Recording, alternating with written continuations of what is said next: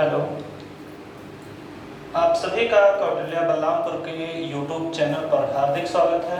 आज चूँकि टेट हो चुका है, अभी तक रिजल्ट तो नहीं आया है, पर यह है कि जितने बच्चों ने टेट दिया होगा वो सभी ये बात जान गए हैं कि वो पास होंगे अथवा फेल होंगे, क्योंकि आंसर की से सभी ने मैच कर लिया होगा किसके कितने प्रश्न सही है। तत्पश्चात आप सभी को ये ध्यान रखना है कि अगर आप टेट पास हो चुके हैं तो बस अब आपके पास सुपर टेट जो कि अंतिम चरण है आपके सिलेक्शन के लिए। इसलिए आप सभी को ये बात अपने ध्यान में जरूर रखना है कि अब आपको सेलेक्ट ही होना है, क्योंकि सुपर टेट की वैकेंसी आएगी, ये पूरा क्लियर है। हाँ, 2-4 दिन, 10 दिन, 15 दिन, महीने भर लेट हो सकता है, पर ऐसा नहीं है कि नहीं आएगी। आप सभी ये पूरा विश्वास के साथ अपने माइंड में सेट कर लीजिए कि सुपर टेट की वैकेंसी बिल्कुल आनी क्लियर है। तो मेरा नाम आनंद प्रताप त्रिपाठी है और मैं कौटिल्य में बेसिकली मनोविज्ञान की फैकल्टी में से एक हूँ। और आज जो मेरा टॉपिक है जिस पर मैं बात करूंगा वो है शिक्षण कौशल। और शिक्षण कौशल में भी जिस टॉपिक पे बात करूंगा वो शिक्षा के इतिहास की बात होगी, भारतीय शिक्षा के इतिहास की बात होगी। कैसे कैसे शिक्षा का विकास हुआ, कैसे किस विकास क्रम में भारतीय शिक्षा का उदय हुआ और शिक्षा कैसे कैसे इस स्तर पर पहुंची, इन सारे टॉपिक पर बेहतर चर्चा की जाएगी। वैसे बोर्ड बहुत कम ही प्रयोग करना है, फिर भी कुछ चीजों को इंडिकेट करने के लिए मैं करूंगा ही। आप लोग बहुत आराम से इस वीडियो को कान में ईयरफोन लगा के कई बार सुन के रिवीजन करके इस टॉपिक से आए जितने प्रश्न हैं इनको बिल्कुल क्लियर समझ सकते हैं, सुन सकते हैं। सुनने मात्र से ही आपके सारे कॉन्सेप्ट क्लियर हो जाएंगे। तो चलिए आज हम लोग बात करते हैं शिक्षण कौशल के एक महत्वपूर्ण टॉपिक भारतीय शिक्षा के इतिहास के संबंध में हम लोग आज अध्ययन करेंगे। पहला टॉपिक होगा इस पॉइंट में वैदिक कालीन शिक्षा। जो वैदिक कालीन शिक्षा है, यानी वैदिक कालीन शिक्षा प्रक्रम में कैसे कैसे अध्ययन होता था, कैसे छात्र अध्ययन करते थे, उनकी क्या क्या विषय वस्तु होती थी, उन सारे टॉपिक पर चर्चा की जाएगी। वैसे भारतीय शिक्षा के इतिहास के शुरुआत में हम लोग वैदिक कालीन शिक्षा से ही स्टार्ट करते हैं, यानी वैदिक कालीन शिक्षा से पूर्व का जो टाइम था, इस टाइम पे कोई भी एजुकेशन का साक्ष्य नहीं है, जो भी जैसा भी था। पर वैदिक कालीन शिक्षा को हम लोग दो भाग में बांट कर अध्ययन करते हैं। एक तो वैदिक काल होगा ही और दूसरा होगा उत्तर वैदिक काल। यानी उत्तर वैदिक काल के टाइम में क्या होगा कि बहुत ही रूढ़वादी सत्ता का विकास हो जाता है। अर्थात ऐसा आप समझें कि इसमें बहुत कुरीतियों का उदय हो जाता है। इसलिए वैदिक कालीन शिक्षा समाप्त होती है, फिर डायरेक्ट आपका बौद्ध कालीन शिक्षा आएगा, फिर बौद्ध कालीन शिक्षा के पश्चात मध्यकालीन शिक्षा आएगा जिसे आप इस्लाम शिक्षा के भी नाम से जानेंगे, फिर स्वतंत्रता से पूर्व की शिक्षा और स्वतंत्रता के बाद की शिक्षा। तो आज का जो टॉपिक है वैदिक कालीन शिक्षा, इस पर ही हम लोग बात करेंगे। वैदिक कालीन शिक्षा है क्या, इसमें पाठ्यक्रम क्या होता था, गुरु शिष्य के संबंध कैसे होते थे, कौन कौन सी उपाधियां मिलती थी, आदि सारी बातों पर चर्चा की जाएगी। तो पहले तो ये जानिए कि शिक्षा का स्वर्णिम युग कहलाता है वैदिक कालीन शिक्षा, यानी वैदिक कालीन शिक्षा शिक्षा का स्वर्णिम युग है। इस समय शिक्षा का जो प्रक्रम था वो गुरुकुलों पर ही आधारित था, यानी गुरुकुल आधारित शिक्षण प्रयोग की जाती थी, या जो शिक्षा प्रणाली प्रयोग की जाती थी वो गुरुकुल प्रणाली का प्रयोग किया जाता था। इसमें छात्र गुरुकुल में जाके अध्ययन करते थे और उससे पूर्व की बातें, यानी अध्ययन होने से पूर्व वो गुरुकुल जाएं, इससे पूर्व एक संस्कार होता था, विद्या आरंभ संस्कार। विद्या आरंभ जो संस्कार था ये घर पर ही होता था, विद्या आरंभ संस्कार। और विद्या की शुरुआत वहीं से होती थी, विद्या आरंभ संस्कार से। इसे चूड़ाकर्म संस्कार के नाम से भी जाना जाता है। इस संस्कार में किसी भी छात्र को पहले नहला धुलाकर गुरु के समीप प्रस्तुत किया जाता था, नए वस्त्र धारण करके गुरु के समीप प्रस्तुत किया जाता था। तो गुरु क्या करता था, चावल के दानों पर इसे ओम बनाना सिखाता था। अगर बालक ओम बना ले तो समझो उसकी विद्या आरंभ हो चुकी है। और ओम बना पाए तो उसको स्वास्तिक का चिन्ह बनाना होता था, जिससे उसका विद्या आरंभ हो जाता था। अच्छा, विद्या आरंभ संस्कार या चूर्णा कर्म संस्कार घर पे ही होती थी। छात्र के घर पर कुल पुरोहित को बुलाकर, जो भी गुरु होते थे उनको घर पे बुलाकर छात्र के लिए विद्या आरंभ संस्कार की आयोजन की जाती थी, जिससे बालक पढ़ना लिखना चालू करता था घर पे ही रहकर। जब वो गुरुकुल में प्रवेश करता था तो गुरुकुल में प्रवेश के लिए ही एक संस्कार होता था, उसे उपनयन संस्कार कहते हैं। उपनयन संस्कार, उपनयन संस्कार जो होता था, इस संस्कार में सभी का उपनयन होता था, अर्थात जब गुरुकुल ले जाया जाता था तो छात्र को गुरु के समीप ले जाने के लिए उपनयन संस्कार से होकर वो कार्य गुजरता था। यानी आप ये समझें कि शिक्षा प्रणाली में उपनयन संस्कार की महत्वपूर्ण भूमिका थी। उपनयन संस्कार के जरिए ही किसी को गुरुकुल में प्रवेश मिलेगा। जब वो प्रवेश पाएगा तब वहां जाके अध्ययन होगा। यानी शिष्य को या छात्र को गुरुकुल में ले जाया जाता था तो एक पहला संस्कार होता था उपनयन संस्कार, और इसी संस्कार से छात्र की शिक्षा दीक्षा स्टार्ट होती थी। अच्छा, जो वैदिक कालीन शिक्षा है ये टोटल 100% निःशुल्क शिक्षा है। शिक्षा का स्वर्णिम युग इसे कहा ही गया है, मैं बता ही चुका हूँ। निःशुल्क शिक्षा होती थी तथा राज्य के नियंत्रण से दूर होती थी, अर्थात सरकार का कोई भी दबाव नहीं होता था वैदिक कालीन शिक्षा प्रक्रम में, और सरकार इसमें पार्टिसिपेट ही नहीं कर रही थी कि सरकार कुछ इस पर दबाव बना सके या ऐसा कुछ। ये टोटल आज के टाइम में बात करें तो ऑटोनॉमस बॉडी हुआ करती थी। जो गुरु का प्रधान होता था, गुरुकुल का जो प्रधान होता था, जो भी प्रधान हो उसी के सानिध्य में ये शिक्षा व्यवस्था संचालित की जाती थी। और उसके बाद वो कोई भी छात्र वहां अध्ययन उस गुरु के ही निर्देशन में करता था, गुरु के निर्देशन में अध्ययन करता था। दो प्रकार की विद्या की व्यवस्था थी, एक परा विद्या था और दूसरा अपरा विद्या था। तो परा विद्या जो था, जिसमें क्या होता था, ज्ञान कर्म और उपासना के द्वारा ब्रह्म की प्राप्ति, ये शिक्षा का मूल उद्देश्य था। ऐसा आप समझें कि धर्म आधारित शिक्षण था। वैदिक कालीन शिक्षा प्रक्रम जो था वो धर्म केंद्रित हुआ करता था। किसी भी धर्म के लिए वैदिक कालीन शिक्षा का प्रयोग किया जाता था। वैदिक काल में आप सभी जानते हैं कि विशेष रूप से वेदों का अध्ययन कराया जाता था, और आप सभी को पता होगा कि 4 वेद होते थे। प्रत्येक वेद को पढ़ने में 12 वर्ष का टाइम लगता था। यानी एक वेद कोई अध्ययन करेगा तो उसके लिए कम से कम उसे 12 वर्ष का समय होना चाहिए उसके पास। तो पहले वेद के अध्ययन के लिए 12 वर्ष का समय, तब हम उसे स्नातक की डिग्री स्नातक की उपाधि प्रदान करते थे। जो 2 वेदों का ज्ञाता होता था, जो 2 वेद पढ़ ले, उसे हम लोग क्या कहते थे, वसु कहते थे। और जो 3 वेदों का ज्ञान प्राप्त कर ले उसे रुद्र कहते हैं, और चारों वेदों के ज्ञान को प्राप्त करने वाले को आदित्य के नाम से जाना जाता है।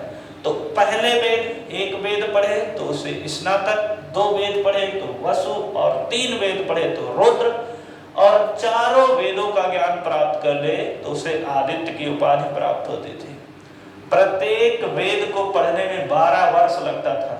ये बात मैं बता चुका हूं। तो आप ये जानिए कि अगर कोई छात्र एक वेद ही पढ़ रहा है तो उसका समापवर्तन संस्कार होकर वो चाहे तो अपने घर जा सकता है, और नहीं तो दूसरी क्लास में, यानी उच्च स्तरीय नॉलेज या उच्च स्तरीय ज्ञान के लिए वो दूसरे वेद में अपना प्रवेश ले सकता है। दूसरे वेद में प्रवेश लेगा, फिर तीसरे वेद में प्रवेश लेगा। ऐसे अगर माने तो शिक्षा प्राप्त करने की जो उम्र थी, ये उम्र ही लगभग 48 वर्ष थी। 48 ईयर आयु के लोग यहाँ शिक्षा प्राप्त कर सकते थे। और आप समझें कि जो उपनयन संस्कार भी होता था ये कई वर्गों में होता था। ब्राह्मण के लिए, क्षत्रिय के लिए, वैश्य के लिए अलग अलग उपनयन संस्कार होता था। अलग अलग प्रकार की वृत्तियों में इनका उपनयन होता था। तो उपनयन संस्कार में ब्राह्मण छात्रों के लिए, जो ब्राह्मण के घर के छात्र हैं, उनका उपनयन संस्कार 8 वर्ष की आयु में होता था, जो कि वसंत ऋतु में आयोजित की जाती थी। अर्थात वसंत ऋतु में 8 वर्ष की आयु में ब्राह्मण छात्र का उपनयन संस्कार होगा। अच्छा, जो क्षत्रिय क्षेत्र से होते हैं, जो क्षत्रिय जाति के लोग होते हैं, ठाकुर जाति के लोग होते हैं, इनका 11 वर्ष के टाइम में या 10 वर्ष के टाइम में इनका उपनयन संस्कार होता था, 10 से 11 वर्ष के टाइम में। और ये मेन रूप से ग्रीष्म ऋतु में इनको प्रवेश दिया जाता था, अर्थात गुरुकुल में प्रवेश का जो टाइम था या जो समय था, जो ऋतु थी, वो ग्रीष्म ऋतु थी। ग्रीष्म ऋतु में इन्हें प्रवेश दिया जाता था। तो ग्रीष्म ऋतु में क्षत्रिय के लिए और वैश्य के लिए शरद ऋतु होगी या शीत ऋतु होगी। और 12 वर्ष की आयु में, 12 वर्ष की आयु में किसी भी वैश्य जाति के या वैश्य छात्र का आप समझे उपनयन संस्कार होगा। और बाकी 3 डिग्रियां सबके लिए हैं। जो 4 वेद हैं, अगर चारों वेदों का ज्ञान आप प्राप्त करेंगे तो 48 ईयर आपको पढ़ने में लग जाएगा। तो ऐसे आप समझिए कि कितने टाइम तक लोग, बहुत लंबी पढ़ाई होती थी। तो प्रत्येक स्तर पर कोई छात्र अगर अपना गुरुकुल छोड़ के घर जाने की कोशिश करे या जाना चाहे तो जाने की पूरी इजाजत थी। आज के रूप में जिसे हम लोग दीक्षांत समारोह कहते हैं, ऐसे एक समारोह का आयोजन होता था जिसे हम समापवर्तन संस्कार कहते थे। विद्या के लिए 2 प्रकार की चीजें, पराविद्या और अपराविद्या। पराविद्या को ज्यादा उच्च स्तरीय विद्या माना गया। ऐसा आप समझें कि जो पराविद्या प्राप्त करता था वो, उसका उद्देश्य होता था ब्रह्म की प्राप्ति करना। ज्ञान को बहुत उच्च स्तर की चीज बताई गई वैदिक कालीन शिक्षा में। वैदिक कालीन शिक्षा में शिक्षक का भी स्थान सर्वोच्च बताया गया और छात्र का स्थान, छात्र को पुत्र के समान बताया गया है। और गुरु यानी शिक्षक जो होता था, गुरु पिता के समान होता था, यानी गुरु और शिष्य का जो संबंध होता था वो पिता पुत्र के जैसा संबंध होता था। सामान्य शिक्षा की अवधि 12 वर्ष, 12 वर्ष में स्नातक की डिग्री, और बाकी 12 से अगले 12 तक अर्थात 24 वर्ष तक अगर कोई पढ़े तो उसे वसु की उपाधि, और 36 वर्ष तक अगर वो अध्ययन करे तो उसे रुद्र की उपाधि, और 48 वर्ष अगर 48 साल तक पढ़े तो उसे आदित्य की उपाधि प्रदान की जाती थी। आप समझें कि बिना उपनयन संस्कार के किसी भी छात्र को प्रवेश नहीं दिया जाता था। और जब भी उपनयन संस्कार के बाद किसी को घर वापस लौटना हो तो हम लोग समापवर्तन संस्कार करते थे। विद्या जो थी वो पूर्ण रूप से निःशुल्क थी, राज्य के नियंत्रण से मुक्त थी, गुरु के अधीन या गुरु के सानिध्य में रहकर यहाँ शिक्षा प्राप्त की जाती थी। अच्छा, इसमें कई प्रकार के अनुशासन भी थे। अनुशासनों का भी प्रयोग किया जाता था। जैसे आप ये समझें कि आज की तरह मार पिटाई जैसा चीज नहीं होता था, एकदम वहां पर भावात्मक अनुशासन दिया जाता था। भावात्मक अनुशासन अर्थात अगर कोई छात्र कोई गलती कर दिया है तो मान लो उसे खाना नहीं दिया जाएगा। तो अगर खाना नहीं दिया जाएगा तो उस दिन, जिस दिन उसे खाना नहीं दिया जाएगा, गुरु स्वयं भी भोजन नहीं करेगा। अर्थात गुरु स्वयं भी भोजन नहीं करेगा, तब छात्र को उपवास रखा जाएगा। अच्छा, इसमें कुछ वेशभूषा भी थी। वेशभूषा से भी प्रश्न पूछा जा सकता है। तो जो वेशभूषा थी वो छात्रों के शरीर के ऊपरी अंग पर क्या होता था, जो ब्राह्मण के होते थे, ब्राह्मण वो काले हिरण के खाल पहनते थे ऊपर, यानी ऊपरी वस्त्र जो उनके बने होते थे वो काले हिरण की खाल के बने होते थे। जो क्षत्रिय होता था, क्षत्रिय धब्बेदार हिरण के खाल के ऊपर के वस्त्र उसके बने होते थे। और जो वैश्य होता था वो बकरे के खाल के बने ऊपर के वस्त्र को धारण करते थे। अर्थात जो छात्रों की वेशभूषा थी, वेशभूषा ऐसी थी, ब्राह्मण के लिए काले हिरण, क्षत्रिय के लिए धब्बेदार हिरण, और वैश्य के लिए बकरे के खाल का वो ऊपर वाले वस्त्र को धारण किया जाता था।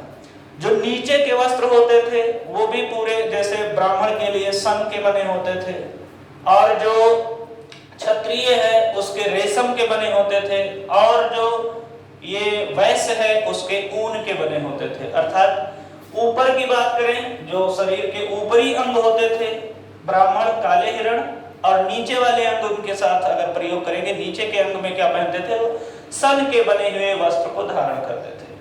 क्षत्रिय जो होते थे धब्बेदार हिरण की खाल के बने ऊपर के वस्त्र होते थे, और नीचे के जो वस्त्र होते थे वो रेशम के बने होते थे। ऐसे अगर वैश्य की बात करें तो ऊपर के वस्त्र बकरे की खाल के बने होते थे, और नीचे के जो वस्त्र होते थे वो क्या होते थे, ऊन के बने होते थे। अच्छा, शीत ऋतु में इनको प्रवेश दिया जाएगा तो ऊन के वस्त्र काम लेंगे। ऐसा आप समझे, एक प्रश्न ऐसा आपसे पूछा जा सकता है कि सत्र की शुरुआत कब होती थी? तो श्रावण माह के पूर्णिमा के दिन से सत्र की शुरुआत होती थी, अर्थात सेशन स्टार्ट होता था। जहां से पढ़ाई लिखाई स्टार्ट करते थे वो श्रावण महीना होता था, सावन के महीने में। और किस दिन? पूर्णिमा के दिन से, श्रावण की पूर्णिमा से सत्र को स्टार्ट किया जाता था। वहां से सत्र स्टार्ट होता था, पढ़ाई वगैरह स्टार्ट होती थी। परा और अपरा विद्या की चर्चा कर ही चुका हूँ। परा विद्या स्टैंडर्ड होगी, जिसमें क्या होगा, ईश्वरीय सत्ता को महत्व दिया जाएगा। उधर पर जहाँ पर वेद पुराण वेदांग का अध्ययन कराया जाएगा। अपरा विद्या जो होगा वो भौतिक जीवन की विद्या होगी, जिसमें औषधि शास्त्र, विज्ञान और चिकित्सा शास्त्र या कोई लोकल चीजें, आपको भूगोल इतिहास जैसे विषय वस्तु, साहित्य जैसी चीजें यहाँ पर पढ़ाई जाती थी। ये था वैदिक कालीन शिक्षा।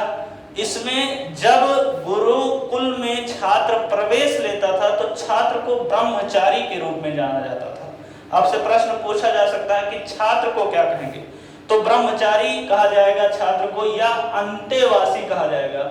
और गुरुकुल में जब शिष्य का प्रवेश हो जाता था तो उसे द्विज भी कहा गया है। आप लोग ध्यान रखिएगा, पूछा जा सकता है आपसे प्रश्न कि द्विज किसे कहा जाएगा? तो छात्र को जब उपनयन संस्कार के बाद गुरुकुल में प्रवेश मिल जाए तब उसे द्विज कहा जाए, अर्थात दोबारा जन्म होना। द्विज का अर्थ होता है, एक बार तो माँ के गर्भ से जो बच्चा जन्म लेता है वो तो होता ही है, जब वो प्रवेश ले ले अर्थात उसकी विद्या आरंभ हो जाए तो उसे द्विज के नाम से जाना गया। तो द्विज किसे कहा जाएगा? द्विज कहा जाएगा जो प्रवेश छात्र ले लेगा अपनी उसमें गुरुकुल में प्रवेश जब प्राप्त कर लेगा तो उसे द्विज कहा जाएगा। जो वैदिक कालीन शिक्षा प्रक्रम था राज्य के नियंत्रण से मुक्त थी, ये तो आपको मैं पहले भी बता चुका हूँ। ये ऑटोनॉमस टाइप का चीज होता था, लेकिन अब इसमें धन कहाँ से आए? धन नहीं आएगा, पैसा नहीं आएगा तो गुरुकुल का संचालन कैसे होगा? तो इसमें राजा महाराजाओं से दान के रूप में चीजें स्वीकार की जाती थी। अगर राजा स्वेच्छा से कुछ गुरुकुल को देना चाहे तो दान दे सकता था, ये व्यवस्था थी स्वेच्छा से। या बड़े बड़े व्यापारी हुए, अगर उनके छात्र पढ़ रहे हैं, अब समापवर्तन संस्कार के बाद अगर वो चाहें तो गुरुकुल में दान दे सकते हैं, ये व्यवस्था थी, वो दान दे सकते थे। छात्र के अभिभावक कोई भी अगर चाहे तो गुरुकुल में ले जाके कुछ भी दे सकता है, पर ध्यान वहां यही रखना है कि सिर्फ अपने बालक के लिए ही नहीं ले जाना है। जब भी कोई मिलने आता था, किसी छात्र के पिता या गार्जियन अभिभावक जब मिलने आते थे गुरुकुल में तो सारे छात्रों के लिए कुछ ना कुछ लेकर आते थे, ये व्यवस्था थी। अर्थात शिक्षा प्रक्रम बहुत बेहतर थी, गुरुकुल का संचालन बहुत अच्छे तरीके से होता था। तो बात किया जा सकता है फिर ऐसे खत्म कैसे हो गई गुरुकुल प्रणाली? तो गुरुकुल प्रणाली जो खत्म हुई वो उत्तर वैदिक काल से खत्म हुई। उत्तर वैदिक काल में ढेर सारे पाखंड जन्म ले लिए। ऐसा आप समझे कि यज्ञ के नाम पर, हवन के नाम पर लोगों को डाल दिया जाने लगा। ऐसा आप समझें कि बड़े बड़े पशुओं की बलि दी जाने लगी, यानी बहुत अत्याचार होने लगा उत्तर वैदिक काल में। और उत्तर वैदिक काल में एकदम सिर्फ ब्राह्मण तक ही सीमित हो गई शिक्षा, अर्थात ब्राह्मणों का वर्चस्व बढ़ गया, जिसके कारण इसमें ढेर सारे कुरीतियों ने जन्म ले लिया। और इसके चलते धीरे धीरे धीरे धीरे वैदिक कालीन शिक्षा का पतन स्टार्ट हो गया और वैदिक कालीन शिक्षा धीरे धीरे समाप्त हो गई। जो शिक्षण विधियां होती थी वो कौन कौन सी विधि होती थी? तो वाद विवाद विधि होती थी। वाद विवाद बेसिकली क्षत्रिय के लिए, क्षत्रिय कुल के जो स्टूडेंट होते थे, जो छात्र होते थे, उनके लिए जो टीचिंग मेथड प्रयोग की जाती थी वो वाद विवाद विधि प्रयोग की जाती थी। जो ब्राह्मण छात्र होते थे, जो ब्राह्मण के बच्चे होते थे, उनके लिए प्रवचन विधि का प्रयोग किया जाता था। और जो वैश्य के होते थे छात्र, वैश्य जाति से जो बिलोंग करते थे, उनके लिए स्वाध्ययन विधि या पुस्तकीय अध्ययन विधि का प्रयोग किया जाता था। तो आप समझे मेन 3 विधियां वहां प्रचलित थी, वाद विवाद विधि, स्वाध्ययन विधि और एक विधि थी प्रवचन विधि। प्रत्येक जात के लिए अलग अलग विधियां हैं, आप इसको समझ लीजिएगा, जाने रहिएगा। गुरुकुल अगली कक्षा में प्रवेश करने के लिए कोई मूल्यांकन नहीं करता था, अर्थात कोई आज के जैसी परीक्षा प्रणाली अप्लाई नहीं होती थी। गुरुकुल में ये गुरु का स्वयं का मौखिक निर्णय होता था कि किस छात्र को दूसरी कक्षा में भेज देना है। अच्छा, जो शिक्षा में व्यवस्थाएं हैं अर्थात महिला पुरुष रेशियो टाइप की, तो महिला और पुरुष सभी को बराबर बराबर शिक्षा प्राप्त करने का अधिकार था, और जिसके साक्ष्य भी बहुत मिल रहे हैं, बहुत सी विदुषी महिलाएं भी रही हैं। जो पढ़ाई का कार्य होता था इसमें महिलाओं को भी प्रवेश दिया जाता था, कई विदेशी महिलाओं ने भी गुरुकुल में अपना प्रवेश करके अध्ययन की हैं।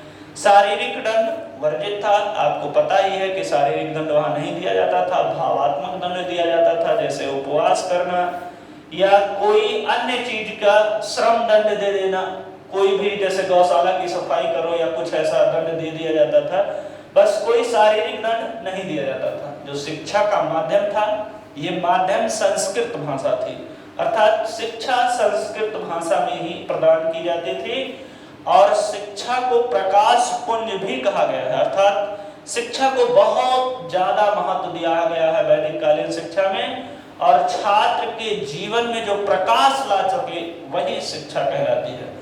आज हम लोगों ने जो जिस टॉपिक पर बात किया है वो मुख्य रूप से वैदिक कालीन शिक्षा रही है। वैदिक कालीन शिक्षा प्रक्रम में क्या क्या व्यवस्थाएं रही हैं, कैसे कैसे वैदिक काल में पढ़ाया गया, कैसे कैसे छात्रों को अच्छे से समझाया गया, कैसे उनका विकास हुआ वैदिक कालीन शिक्षा प्रक्रम से, जितने भी संभावित प्रश्न हैं, इस लेक्चर को अगर आप 1-2 बार सुनेंगे तो वो प्रश्न आपके बिल्कुल हल हो जाएंगे। जैसे अगर आपसे पूछा जाए कि विद्या आरंभ के लिए कौन सा संस्कार होता था, तो विद्या आरंभ अगर गुरुकुल में हो रहा है तो उपनयन संस्कार होगा, विद्या अगर घर पे आरंभ हो रही है तो चूड़ाकर्म संस्कार या विद्या आरंभ संस्कार के द्वारा घर पे विद्या यानी पढ़ाई स्टार्ट होती थी। चूड़ाकर्म संस्कार में ओम बनाना होता था या स्वास्तिक का चिन्ह बनाना होता था। इसका कई बार ये वीडियो देखकर अगर चाहें तो वैदिक कालीन शिक्षा से आए जितने भी प्रश्न हैं उसको हल कर पाएंगे। एक बात आप जाने रहिए कि वैदिक कालीन शिक्षा का जो टाइम पीरियड है वो 2500 ईसा पूर्व से लेकर 500 ईसा पूर्व तक लगभग प्रयोग किया जाता है। यानी 2500 ईसा पूर्व से लेकर 500 ईसा पूर्व तक जितने भी शिक्षा प्रक्रम में प्रयोग किया गया, जितना भी सुधार किया गया, वो सब वैदिक कालीन शिक्षा प्रक्रम की देन है। अच्छा, इसके बाद का जो टाइम रहेगा वो बौद्ध का स्टार्ट होगा, क्योंकि उत्तर वैदिक काल में मैं बता ही चुका हूँ कि उत्तर वैदिक काल में ढेर सारे पाखंड के चलते वैदिक कालीन शिक्षा का क्या हो गया, समाप्त हो गया। वैदिक कालीन शिक्षा ध्वस्त हो गई, ऐसा आप कह सकते हैं, उसका अस्तित्व समाप्त हो गया। फिर मध्यम मार्ग का विकास किया महात्मा बुद्ध साहब ने। महात्मा बुद्ध ने वैदिक बौद्ध कालीन शिक्षा का विकास किया। अच्छा, हो बहुत सेम सिस्टम है, दोनों में कोई बहुत अंतर नहीं रहेगा, पर यह है हम लोग बौद्ध कालीन शिक्षा नेक्स्ट वीडियो में अर्थात दूसरे वीडियो में देखेंगे। इस वीडियो में सिर्फ वैदिक कालीन शिक्षा से आए सभी संभावित प्रश्न को समाहित किया गया है। मेरा प्रयास रहा है कि अगर आप इसको देखेंगे तो प्रश्न सारे जान पाएंगे जितने आपकी परीक्षा में पूछा जा सकता है। थैंक यू, आज के लिए इतना ही। बाकी दूसरे वीडियो में, नेक्स्ट वीडियो में हम लोग प्रयोग करेंगे दूसरा बौद्ध कालीन शिक्षा। Okay, thank you.